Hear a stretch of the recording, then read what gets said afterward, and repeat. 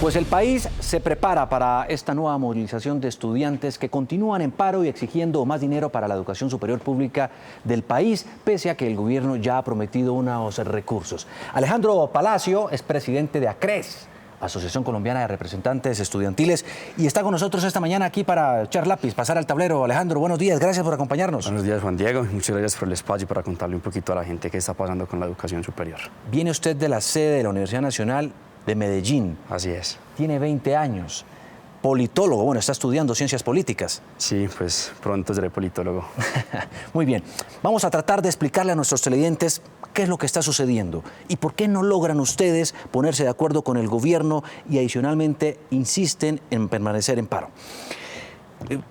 ¿Oyó al secretario de Movilidad? Sí. No hubo acuerdo.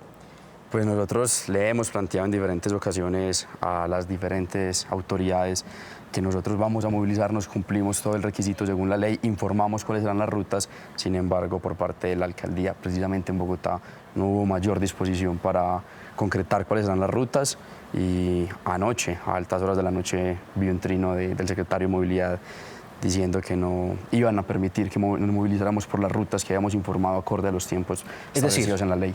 Informan, más no tienen por qué pedir permiso, si le entiendo. Según la Constitución. Bueno, hablemos de lo que está sucediendo y por qué no logran ponerse de acuerdo. El gobierno ya dijo que le garantizaba para los próximos años 1.5 billones de pesos como parte del programa Generación E para financiar la educación. ¿Por qué no los convence esa cifra? Bueno, nosotros le hemos planteado al gobierno que como tal no hay que financiar Generación E, hay que financiarles a las universidades públicas. ¿Por qué? La prioridad del Estado tiene que ser recursos públicos a las universidades públicas, y más cuando las universidades públicas se nos están cayendo a pedazos. Nosotros hemos denominado Generación E como el nuevo Serpilo Paga o Serpilo Paga 2.0. ¿Por qué? Porque lo que hace es que termina desviando recursos públicos a universidades privadas. Nosotros no estamos en contra de las universidades privadas, esto no es una batalla en contra de la educación privada, sino que es más bien una reivindicación de la universidad pública. Ustedes, pero miremos las cifras que ustedes están pidiendo, bueno, y los rectores también.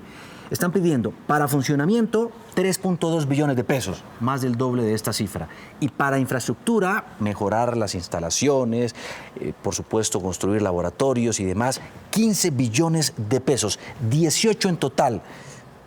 ¿No es un iluso pensar que el gobierno vaya a cumplir eso? Bueno, el sistema universitario estatal, el espacio donde se reúnen los 32 rectores, planteó que el déficit acumulado luego de 1993 hasta el día de hoy es de 18.2 billones de pesos. Nosotros entendemos que es imposible que el gobierno nos dé un cheque de 18.2 billones, váyanse para clases tranquilos, pero entonces le hemos planteado al gobierno diferentes alternativas. Lo más importante es el funcionamiento. ¿Por qué? Porque es lo que hace falta para que nuestra universidad funcione día tras día. Compre una resma de papel, cambie un bombillo, pague a los docentes, pague a los celadores. Es lo más clave, y eso es importantísimo, tener en cuenta que son 3.2 billones. Y para infraestructura, que es una cifra mucho más alta, 15 billones, le hemos planteado al gobierno que se comprometa en un plan de pagos en un plazo no menor a 10 años. Es un tiempo razonable para que nos dé ese dinero. Hablemos también de otras cosas que ustedes están pidiendo. Por ejemplo, incrementar 4.5 billones de pesos el presupuesto para las instituciones de educación superior públicas del país. Pero si les están ofreciendo 1.5. Bueno, nosotros, como le decía, 3.2 billones de pesos hacen falta para las universidades y un estimado de 1.3 para las instituciones técnicas y tecnológicas. Muchas veces nos olvidamos de ellas, los politécnicos, los colegios mayores, y es muy importante también tenerlos presentes. Suman en total un déficit de 4.5 billones de pesos. El acuerdo que hizo el presidente Iván Duque con los rectores plantea 2019 IPC más 3 y 2020, 21 y 22 IPC más 4. En precios reales es una cifra de alrededor de 500.000 millones de pesos para dividir en 4 años en 61 instituciones de educación superior. Eso da un promedio de 2.000 millones de pesos y termina siendo insuficiente. Aumentar el presupuesto para Colciencias, buenísimo. Acabar con los intereses de los créditos del ICETEX, aumentar el presupuesto de la ESAP en un 10%, asignar 434.000 millones adicionales para el SENA. Bueno, todo eso suena muy bien, pero pues plata es lo que dice el gobierno, no hay suficiente, no es responsable, dijo la ministra, prometer todo eso porque no hay suficientes dineros. Nosotros le hemos planteado al gobierno que uno conoce realmente cuáles son las prioridades de los gobiernos al evidenciar su propuesta de presupuesto general. Nosotros les hemos dicho que plata sí hay, lo que no hay es voluntad. ¿Por qué? Cuando uno se pone a mirar, por ejemplo, frente a Colciencias, en el 2012 el presupuesto de Colciencias estaba acá. Hoy está aquí. Si ya estuvo acá, pues están en la obligación de volverlo a poner acá. Cuando nos damos cuenta cuál ha sido la suma que se le ha venido disminuyendo año tras año, nos dimos cuenta que son 700.000 millones de pesos lo que se le ha recortado. Si ya estuvo ahí, pues vuélvanlo a poner ahí. ¿Por qué le estamos recortando? Porque no es la prioridad del gobierno. Veamos cómo va la encuesta, Alejandro, que hemos planteado desde el comienzo de esta emisión. Dice, ¿cree usted que el presidente Duque debería dialogar con los estudiantes para acabar con el paro universitario? Sí, no, van 12.000 votos. Por el sí, 87%. Por el no, 13%. ¿Por qué, si están ustedes dialogando, sentados a la mesa con la ministra, el gobierno, paralelamente hacen marchas? Bueno, nosotros como estudiantes y profesores, el único mecanismo de presión frente a una negociación con el gobierno es la gente movilizándose en las calles de manera pacífica, de manera alegre. Nosotros tenemos la plena disposición de negociar, le hemos planteado al gobierno que queremos sentarnos a conversar, a llegar a acuerdos, solucionar lo más rápido posible el problema de la educación superior pública. Queremos regresar a clases, pero no podemos regresar a clases bajo estas condiciones. Por eso les decimos, sentémonos a negociar, lleguemos a un acuerdo Pero han rápido. estado negociando, han Sí, estado sentados tuvimos negociando. 4 sesiones, lamentablemente el martes pasado se levantó la mesa, se suspendió la mesa, en parte porque habíamos avanzado en una agenda, llega el gobierno y nos dice, ya está definida la política educativa para los próximos 4 años, Generación E, un acuerdo con los rectores, se quedaron fuera. Los rectores ya están, ¿no?, digamos, en parte de acuerdo con el gobierno y ustedes, los estudiantes, no. Sí, nosotros les hemos dicho que los acuerdos que se firmaron con el presidente Iván Duque son recursos valiosos en una crisis como la que estamos. Cada peso extra a la universidad pública es muy, muy valioso, sin embargo terminan siendo recursos insuficientes. ¿Por qué? Esos recursos no ayudarán a aliviar el déficit, tan solo lo controlarán, seguirá creciendo el déficit, pero de una manera un poco más controlada. Veamos lo que también están opinando y preguntándose nuestros televidentes a través de las redes sociales, en Twitter. Camila Aguillón dice, esperemos que el día de hoy realmente se vea paz y tranquilidad en esta movilización de los estudiantes y no se vea opacada por el vandalismo. Y creo que aquí damos paso a estas preguntas. ¿Está usted de acuerdo con bloquear vías? Inevitablemente en las marchas se bloquearán las vías, sin embargo yo no estoy de acuerdo con que se tomen vías nacionales para hacer plantones y mucho menos. No, no está de acuerdo, pero en ciertos momentos es inevitable. En las movilizaciones, en los andenes no cabemos todos. Claro, y ahí dice, por ejemplo, el alcalde Peñalosa, tendrá que actuar la policía si, por ejemplo, están bloqueando el paso en Transmilenio. Pues yo creo que si no hay necesidad de bloquear Transmilenio, pues no lo bloqueemos, pero hay un momento en el que la marcha es tan grande que ya no cabemos en los carriles y quizás se toca usar ese carril. Sin embargo, si no hay necesidad, pues no hay por qué hacerlo. ¿Deben los estudiantes denunciar a los encapuchados violentos? Total, los encapuchados violentos tan solo sabotean nuestras marchas, deslegitiman la protesta y por eso los estudiantes los rechazamos rotundamente. Aquí debería ser sí. Ay, sí, Marqués, sí. No, no se preocupe. Ay, se cayó. Aquí, sí. Sí están ustedes pues, de acuerdo en denunciar a los encapuchados violentos. Sí. De hecho, usted los ha denunciado. Sí, yo he sido víctima de amenazas por parte de encapuchados. ¿Lo han amenazado estos encapuchados? ¿Cuándo Así lo es. amenazaron? En las últimas 3 movilizaciones se han acercado a amenazarme, a decirme que me tengo que hacer a un lado del movimiento estudiantil y es por eso que decimos que desvirtúan y deslegitiman la protesta. Por eso es un rechazo rotundo a la violencia, provenga de donde provenga. ¿Deben los líderes de las marchas, como usted y Jennifer, que de hecho también estuvo aquí en el tablero, responder legalmente por hechos violentos como sugieren las autoridades? No, totalmente un no rotundo. ¿Por qué?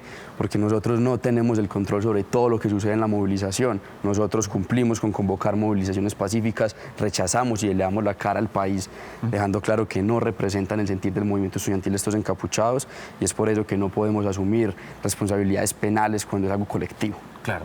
Y digamos que esto no es nuevo.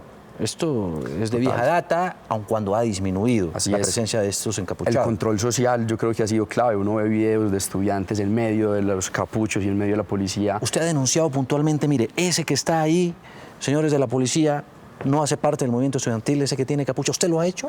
Pues nosotros siempre les dejamos claros que no son estudiantes, que no hacen parte del movimiento estudiantil. Pues en medio de una confrontación ESMAD, encapuchados, pero es tan difícil, por ejemplo, verse cuando se están ellos preparando. Sí, ¿por qué? Uno está en la universidad tranquilo, cuando menos piensa, suena una papabomba, se armó el disturbio y no hay nada más que hacer. Uno no evidencia una planeación, ni mucho menos, de la nada. Ocurrió y ya. Claro. Veamos también otro trino, participación de nuestros televidentes. Isabel Gutiérrez dice, marchas pacíficas y en colaboración con las autoridades, sí, no en contra del bienestar de la ciudad ni del pueblo. Además, acordar un plan de trabajo con la ministra para el 2019. ¿Qué opina usted de eso? Total, yo creo que es muy importante construir un plan de acuerdo con la ministra, que estas movilizaciones no afecten a la ciudadanía en general. Nosotros entendemos que el problema de la educación superior pública pues, es de vital importancia para toda la ciudadanía y por eso queremos que estén de nuestros lados. Por eso rechazamos la violencia, invitamos a movilizaciones pacíficas con mucha creatividad para ganarnos el cariño de los colombianos. Claro, ustedes van hasta, aquí en Bogotá, hasta la calle 106, Sí. ¿cierto? Una autopista, dijo el secretario de Movilidad Bocarejo. Al mediodía va a ser caótica la movilidad. Pues yo no soy de Bogotá, yo no conozco muy bien cómo será la movilidad en la zona, sin embargo la marcha irá hasta la 106 con carrera 15 más o menos. Nosotros tomamos la decisión de no volver a realizar marchas en horas de la noche, nos dimos cuenta que tanto afecta a la ciudadanía como es muy peligroso, realmente nos dimos cuenta que es mucho mejor hacerlas de día, tanto por seguridad como por conveniencia de la misma ciudadanía. El ciudadano que va en un bus y queda atrapado en medio del bloqueo o del trancón, dice, ¿y yo por qué tengo que pagar los platos rotos? ¿Por qué no protestan sin afectarnos? Pues yo lo que le diría a él es que no es culpa nuestra, es culpa del gobierno que no ha querido escuchar nuestras peticiones y no ha podido solucionar este problema. Claro. Ustedes están en paro. Así es. ¿Ya han perdido cuántas semanas de clases?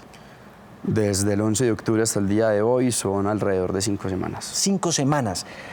¿Van a perder el semestre? Nosotros le hemos pedido a los rectores que por favor no nos cancelen ni nos suspendan los semestres. Nosotros queremos volver a clases, les hemos pedido que busquen un mecanismo flexible sin alterar la carga académica, sin alterar las 16 semanas de clase para retornar las clases y cumplir la carga académica. Entendemos que una cancelación de semestre tiene un costo muy alto tanto para la universidad como para el proyecto de vida de cada uno de los estudiantes, entonces que encontremos un mecanismo. Los rectores empezaron esta pelea con nosotros, los profesores la empezaron con nosotros. Por favor, salgamos juntos de esta. Sí, sí, pónganse de acuerdo también y saquen adelante, pero eso implicaría en todo caso reponer el tiempo perdido. Y estamos dispuestos a hacerlo. ¿Están dispuestos? ¿Cuándo? En vacaciones, a cortar las vacaciones, alargar los semestres. Claro. Bueno, pues ahí está, es Alejandro Palacio, líder de los estudiantes universitarios del país. Bueno, uno de los líderes, porque hay varios grupos también de estudiantes y demás que están liderando esta causa que busca más recursos para la educación pública superior. Alejandro, gracias por pasar aquí al tablero de Noticias Caracol, echar lápiz, ayudarnos a entender lo que está ocurriendo y, por supuesto, tener la perspectiva de los estudiantes, de los jóvenes. Muchas gracias. Bueno, Juan Diego, muchas gracias por la invitación y le reitero a toda la ciudadanía hoy a movilizarnos con creatividad y sin violencia. Nada justifica la violencia sin importar de dónde provenga y es por eso que saldremos hoy en la Marcha de las Lápices a compartirle a la ciudadanía en general qué es lo que pasa con la educación. Más de 14.000 votos hasta ahora en nuestra encuesta que sugiere un sí por una nueva reunión y encuentro de ustedes con... Y ojalá sea lo más pronto posible. Gracias.